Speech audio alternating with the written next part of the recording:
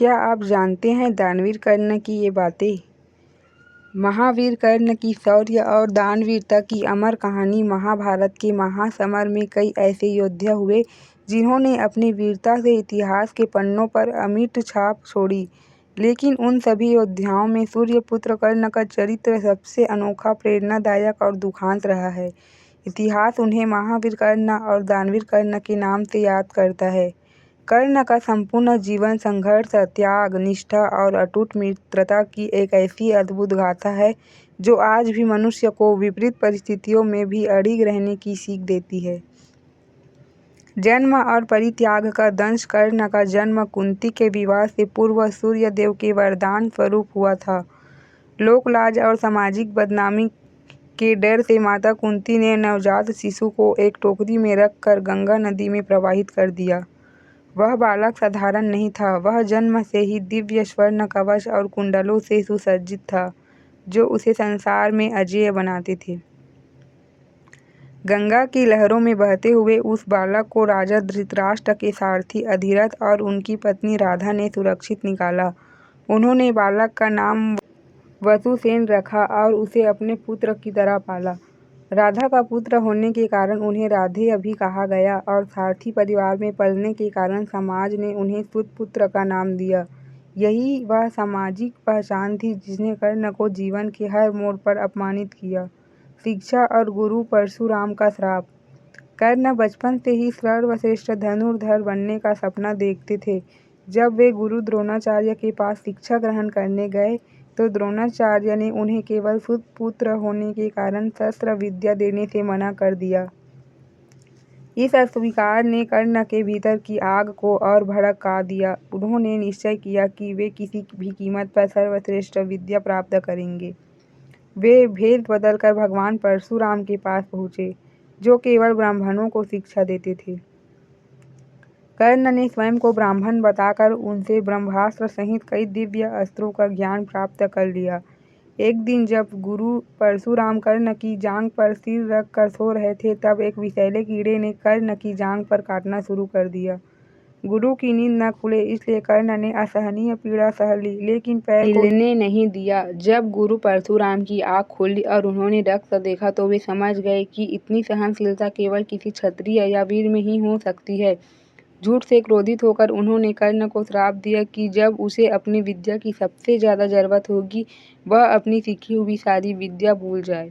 रंगभूमि का अपमान और दुर्योधन की मित्रता। हस्तिनापुर की रंगभूमि में जब राजकुमारों की शिक्षा का प्रदर्शन हो रहा था, तब अर्जुन की श्रेष्ठता को चुनौती देने के लिए कर्ण वहां पहुंचे। उन्होंने वे सभी पराक्रम कर दिखाए जो अर्जुन ने किए थे, लेकिन कृपाचार्य और द्रोणाचार्य ने कर्ण से उनकी जाति और वंश पूछा और कहा कि एकांतिक सुतपुत्र किसी राजकुमार से द्वंद्व युद्ध नहीं कर सकता। उस अपमान भरे क्षण में कौरव राजकुमार दुर्योधन आगे आया। दुर्योधन ने अर्जुन के एकाधिकार को चुनौती देने के लिए तुरंत कर्ण को अंग देश का राजा घोषित कर दिया। इस सम्मान ने कर्ण के हृदय को छू लिया। उन्होंने दुर्योधन से कहा, तुमने मुझे जो सम्मान दिया है उसके बदले मैं अपना जीवन तुम्हें सौंपता हूँ। यहीं से उस अटूट मित्रता की शुरुआत हुई जो मृत्यु तक कायम रही।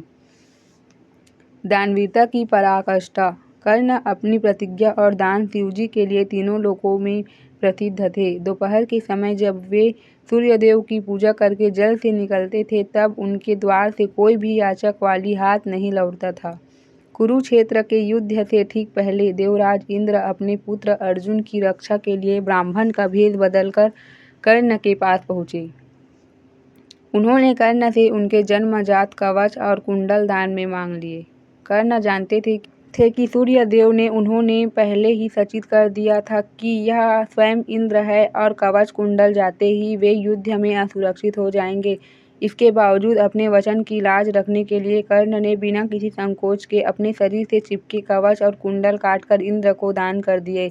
उनकी इस अभूतपूर्व दानवीरता को देखकर इंद्र भी लज्जित हो गए और उन्होंने कर्ण को अपना अमोघ अस्त्र वाष्पी शक्ति प्रदान किया।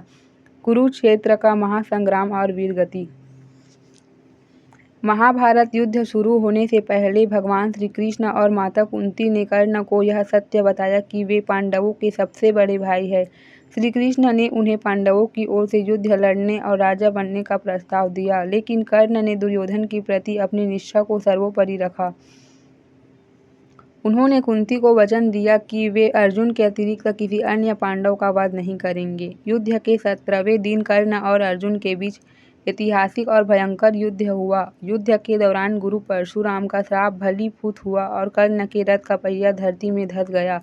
जब वे रथ का पहिया निकालने के लिए नीचे उतरे तब उन्होंने अर्जुन से युद्ध के नियमों का पालन करने को कहा, लेकिन श्री कृष्ण के आदेश पर अर्जुन ने निहत्थे कर्ण पर अंजलिक अस्त्र से प्रहार कर दिया।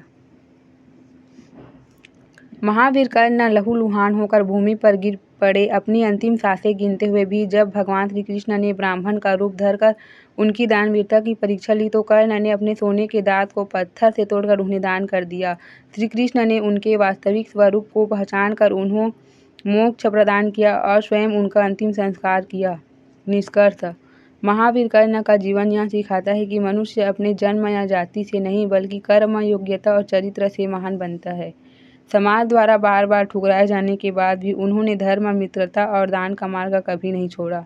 कुरुक्षेत्र की भूमि पर भले ही उनका शरीर शांत हो गया, लेकिन अपनी अद्वितीय वीरता और दानवीरता के कारण वे इतिहास में अमर हो गए।